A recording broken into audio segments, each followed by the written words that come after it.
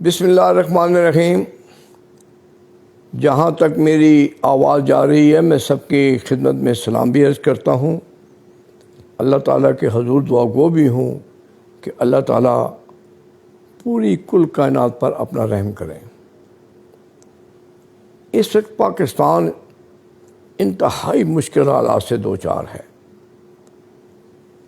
ایک تو ویسے ہی پہلے کرونا کی وجہ سے پوری دنیا کے حالات خراب ہوئے، انٹرنیشنل لیول پر قیمتیں بڑھیں، اور پھر اب خاص طور پر پاکستان میں جو بارشیں ہوئیں، سیل آب آئے، اس کی وجہ سے چاروں صوبے بری طرح متاثر ہوئے۔ اور یہ نقصان کوئی کروڑوں اربوں کا نہیں، یہ تو کھربوں کا نقصان ہے۔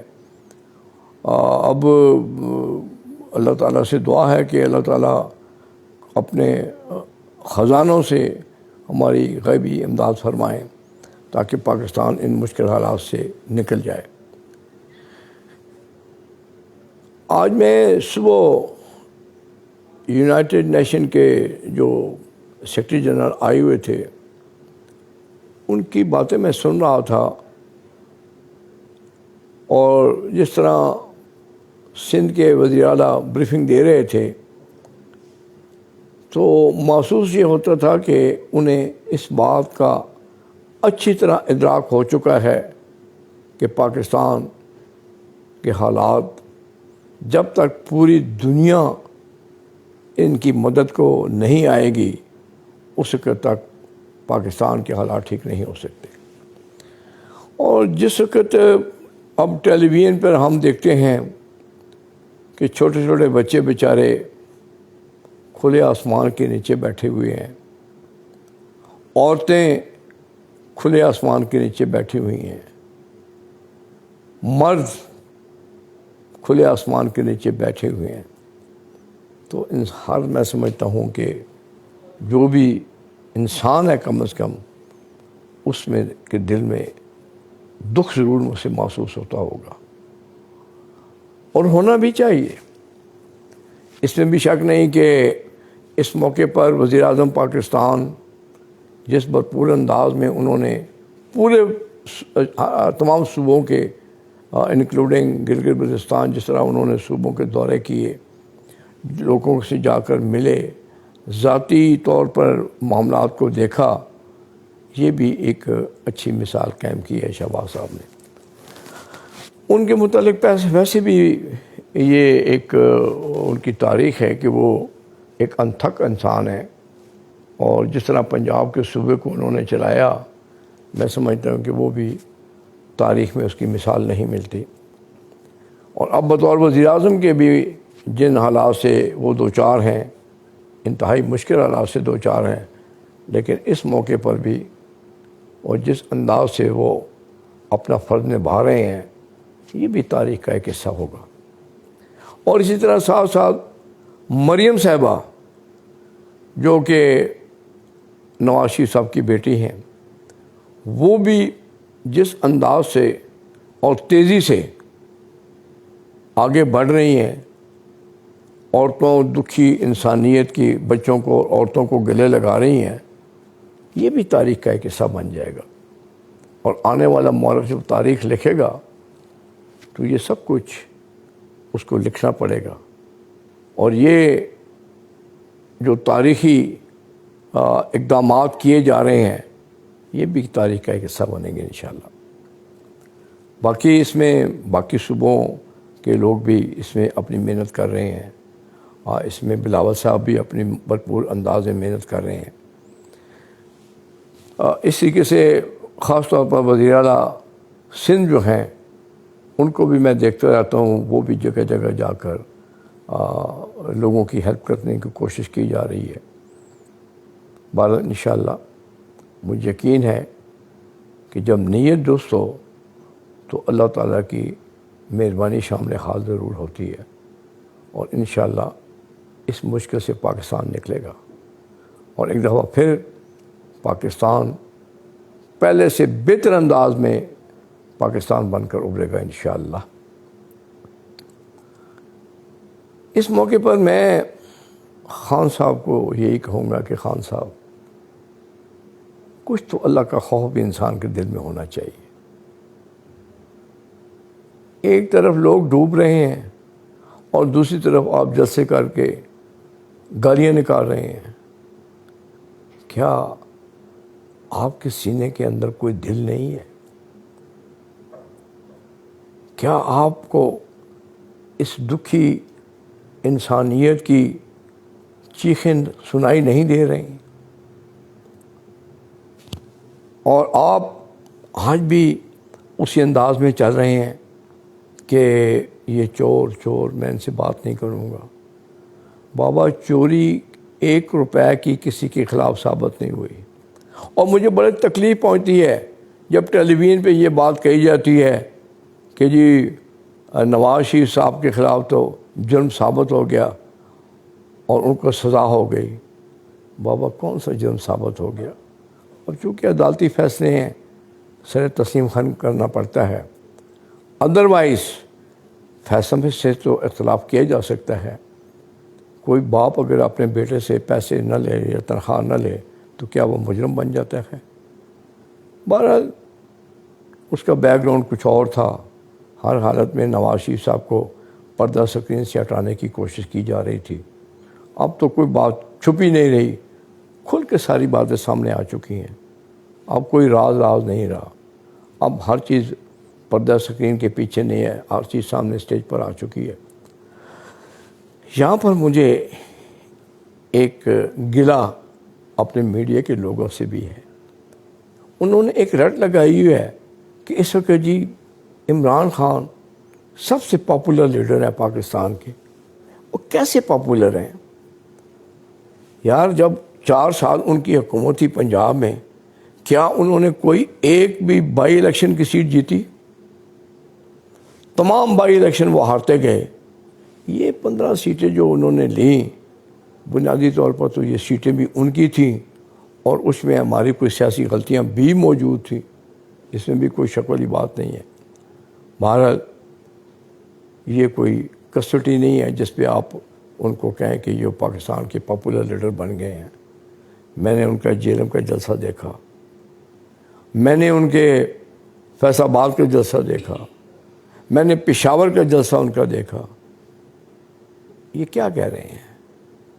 دیکھیں، اگر جلسے کرتے ہیں تو دن کی روشنی میں کریں. رات کے اندھیرے میں سب کو لائٹوں میں چھپا دیا جاتا ہے. آج بھی اگر آپ ماضی کی طرف لوٹ جائیں تو کیا پچھلا الیکشن انہوں نے جیتا؟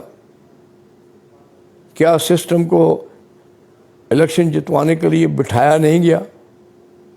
پھر بھی سیٹیں کم تھیں. کیا اس الیکشن میں جو بہتر کینڈیڈیٹ تھے انہیں ایک پارٹی سے دوسری پارٹی میں نہیں بٹھایا گیا؟ کیا یہ آپ لکی چھپی باتیں ہیں؟ بھائی نواز شریف صاحب اگر 2 دفعہ وزیر اعلیٰ بنے تو اس کے لیے ان کے لیے تو کوئی سسٹم بٹھانے کی ضرورت نہیں تھی. وہ اپنے ووٹوں سے وزیر اعلیٰ بنے. 90 میں وہ پہلی دفعہ وزیر اعظم بنے تو لوگوں نے انہیں ووٹ دیا. انہیں تو کسی کی غیبی مدد کی ضرورت نہیں تھی ماسوا اللہ کی مدد کے علاوہ. پھر 97 میں وہ بنے 2/3 میجارٹی لے کر. چاروں صوبوں میں نواز شریف صاحب کی حکومت تھی. پھر 2013 میں وہ پھر ایک میجارٹی لے کر حکومت 2/3 میجارٹی لے کر وہ آئے اور ان کو کسی مدد کی ضرورت نہیں تھی اللہ کی مدد کے علاوہ. یار کتنے افسوس کی بات ہے کہ جو شخص 2 دفعہ وزیر اعلیٰ رہا ہو، 3 دفعہ وزیر اعظم رہا ہو، آج بھی نواز شریف صاحب انشاءاللہ جب اس دھرتی پہ قدم رکھیں گے تو وہ ثابت ہو جائے گا دودھ کا دودھ اور پانی کا پانی کہ آج بھی نواز شریف صاحب اس ملک کے ایک کامیاب ترین لیڈر ہیں. اور وہی انشاءاللہ آئندہ چل کر الیکشن بھی جیتیں گے. وہ کسی سسٹم کو بٹھانے کے لیے ان کی ضرورت نہیں ہے. آپ بتائیں کہ 2013 میں کیا کچھ نہیں کیا گیا اس کی حکومت بنانے کے لیے، لیکن اس کے باوجود بھی یہ اپنی سیٹیں تو پورے نہ پنجاب میں کر سکے نہ مرکز میں کر سکے. تو کیسے میڈیا میں ایک رٹ لگی ہوئی ہے کہ جی وہ اس وقت پاپولر لیڈر ہیں، پاپولر لیڈر. اور بابا پاپولر لیڈر وہ نہیں ہے نواز شریف ہیں. ذرا آنکھیں کھول کر دیکھیں، ذرا ماضی کی طرف لوٹ آئے تھے، آپ کو پتہ چلے گا کہ اصل لیڈر کون ہے اس ملک کا. اور پھر میں باقی ان کی کارکردگی کی بات نہیں کرتا، صرف 2013 سے 18 تک ان کی کارکردگی کا اس کے 2018 سے 22 تک کی کارکردگی کا مقابلہ کر لیں. انہوں نے 4 سال میں کیا اور انہوں نے 4 سال میں کیا. انہوں نے ملک کو ترقی کی راہ پر ڈالا. انہوں نے ملک کے اندر ایک انقلاب برپا کیا. سڑکوں کے جال بچھے، بجلی بنی، گیس کے معاملات کو ٹھیک کیا گیا. تو کم از کم کچھ تو سوچیں. آخر کل اللہ کو سب نے جان دینی ہے. انصاف کی نظر سے سب کو دیکھیں تو آج بھی خان صاحب ایک مقبول لیڈر نہیں ہے. ان کا ماضی بتاتا ہے. 4 سال میں بتائیں نا کون سا الیکشن انہوں نے ضمنی جیتا. سب مسلم لیگ نون جیتتی رہی اور آئندہ بھی انشاءاللہ نون جیتے گی. باقی چونکہ ہمارا تعلق ایک پورے علاقے سے ہوتا ہے، ہر گاؤں میں ہم جاتے ہیں، ہر شہر میں ہم جاتے ہیں. یہ غلط فہمی خان صاحب نکال دیں کہ پاکستان کی عوام آپ کے ساتھ ہے. پاکستان کی عوام آج بھی نواز شریف کے ساتھ ہے، کیونکہ جس وقت انصاف کے ترازو میں تولا جاتا ہے تو نواز شریف صاحب کا پلڑا بہت بھاری ہے. پھر آج ان 4 مہینوں کی شہباز شریف صاحب کی کارکردگی دیکھ لیں اور اپنی 4 سال کی کارکردگی دیکھ لیں. جو میٹرو 4 سال میں آپ سے نہ چل سکی انہوں نے 4 دن میں چلا دی. آج میں کہتا ہوں کہ چھوڑو لمبی چوڑی باتوں کو، صرف شہباز شریف صاحب کی 4 مہینے کی کارکردگی دیکھ لیں اور اپنی 4 سال کی کارکردگی دیکھ لیں. مریم صاحبہ کی کارکردگی دیکھ لیں اور باقی لوگوں کی کارکردگی دیکھ لیں. حمزہ صاحب نے تھوڑے سے دنوں میں کتنے انقلابی اقدامات کیے بطور وزیر اعلیٰ پنجاب کے. آپ یہ کہتے ہیں کہ مجھ سے حکومت جا رہی ہے، جائے گی نا، کیوں نہیں جائے گی آپ کی حکومت؟ آپ کی حکومت جھوٹ پہ کتنا عرصہ چل سکتی ہے؟ وہ جھوٹ رزق کو کھا جاتا ہے. مجھے سمجھ نہیں آتی کہ چلیں دنیا میں تو آپ کسی کے سامنے جواب دہ ہونے کے لیے تیار نہیں ہیں، تو روز محشر تو خدا کے سامنے جواب دینا پڑے گا نا. وہاں آپ کیا کریں گے؟ اس لیے میری درخواست ہے پاکستانی قوم سے بھی، اس ملک کے نوجوانوں سے بھی، کہ خدا را اپنے آپ کو سنبھالا دو. آپ نے آگے چل کر اس ملک کا بوجھ اپنے کندھوں پہ اٹھانا ہے. اپنے کندھوں کو غلط طور پر استعمال نہ ہونے دیں، ان کو مضبوط بنائیں، کیونکہ آپ ہی نے آگے چل کر پاکستان کو سنبھالنا ہوگا. اس لیے میں کہوں گا کہ اپنے میڈیا کے دوستوں سے، بھائیوں سے، بہنوں سے بھی کہ آپ بھی ذرا سوچ سمجھ کر فیصلہ کریں کہ اس ملک کی حقیقی لیڈرشپ کس کے پاس ہے. کون ہے وہ خاندان جس نے پاکستان کی ترقی میں رات دن ایک کیا؟ میں کہتا ہوں بہت لمبی چوڑی بات نہ کریں، صرف شہباز شریف صاحب کے اس 4 مہینے کی کارکردگی دیکھ لیں، اپنی 4 سال کی کارکردگی دیکھ لیں. اور پھر ان حالات میں بھی آج ایک ہی رٹ ہے. بات نہیں کرنا چاہوں گا. بھائی نہ کریں، آپ کو کس نے جرگہ بھیجا کہ آپ بات کریں؟ آپ کو تو کسی نے جرگہ نہیں بھیجا. آپ نہیں کرتے، نہ کریں، یہ تو آپ کی مرضی ہے. لیکن خدا را پاکستان کے بچوں کا مستقبل مت تباہ کرو. ان کی اخلاقیات کا آپ نے جنازہ نکال دیا ہے. آج جو زبان استعمال بچے کرتے ہیں، کیا یہ ایک اسلامی ملک کے بچوں کی زبان ہو سکتی ہے؟ دیکھیں، جب رسول اکرم صلی اللہ علیہ وسلم سے پوچھا گیا کہ سب سے پہلے جنت میں کون جائے گا، تو انہوں نے فرمایا جن کا اخلاق بہتر ہوگا. تو اس لیے ملک کے بچوں کا مستقبل مت تباہ کریں. یہ ہمارے قوم کے وہ ہونہار ہیں جنہوں نے آگے جا کر انجینئر بننا ہے، ڈاکٹر بننا ہے، سائنسدان بننا ہے، وکیل بننا ہے، اور اپنے آپ کو انشاءاللہ ایک اچھا شہری بننا ہے اور اس ملک کا بوجھ اٹھانا ہے۔